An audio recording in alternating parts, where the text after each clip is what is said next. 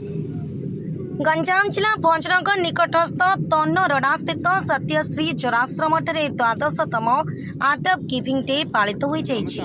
समाजसेवी डॉक्टर अच्युत सामंत परिकल्पित यह कार्यक्रम चलित वर्षर विषय रही नेबर गुड महत्व एवं दान करिवार कला को नहीं आयोजित कार्यक्रम माध्यम अतिथि माने आश्रम अंतेवासी को अवगत कराई अंतेवासी को किसी सुखिला खाद्य और नित्य व्यवहार्य सामग्री प्रदान करा कार्यक्रम स्थानीय अंचल बहु बुद्धिजीवी शिक्षाविद वृद्ध वृद्धा एवं समेत किस और किम्स कर्मचारी प्रमुख जोग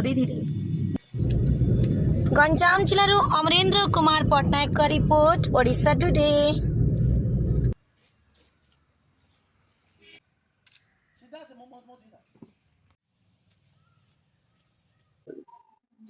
आर्ट ऑफ गिविंग